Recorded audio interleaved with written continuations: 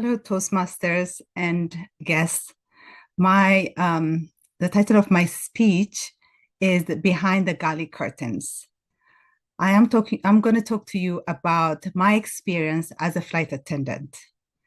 Many people think that flight attendants have a glamorous job with cute uniform, red lipstick, high heels, and of course, traveling the world for free.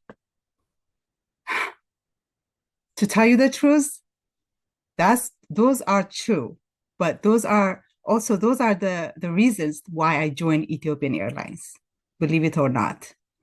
But after working for a few months, I realized that the job is much harder than it looks. I'm going to start from the recruitment to be a flight attendant.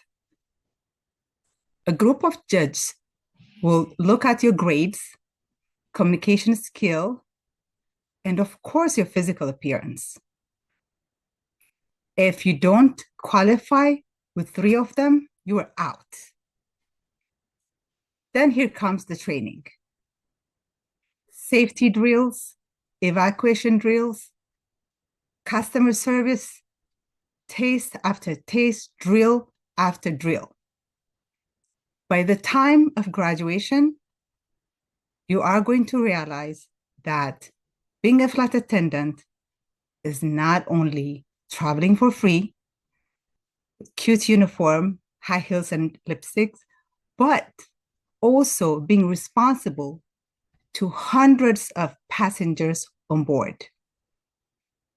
As a former flight attendant, I had so many experiences, bad and good. But one experience stood out the most for me. I remember we were boarding passengers to go to Kenya. I was in the middle of the aisle assisting passengers with their seats and also with their luggages. And I turn around, I see this gentleman, maybe a few seats behind me, sitting in the middle of the seat, in the middle seat, trying to light up a cigarette. I could not believe my eyes. I rushed to him and said, "Sir, you can't do that.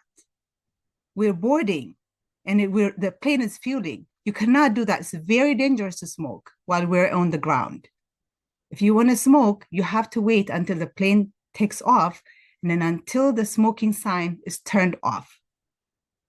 Back then, smoking was allowed on planes.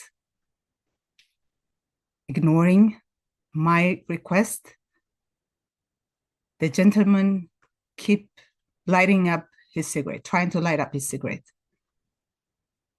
I was trying to be calm, but with a firm voice, I said again, "Sir, I'm asking you to put away your cigarette. It's dangerous." Before I even said what I was saying, he stood up, towering over me, screaming and yelling with the language that I did not understand. I was trying to be calm, but my heart was pounding. I was terrified, but I didn't want to show it. I was calm, tried to be calm. And I turned around because I knew that what I was telling him was not going through. I quickly turned around, start walking to the front of the plane where a lead flight attendant was standing.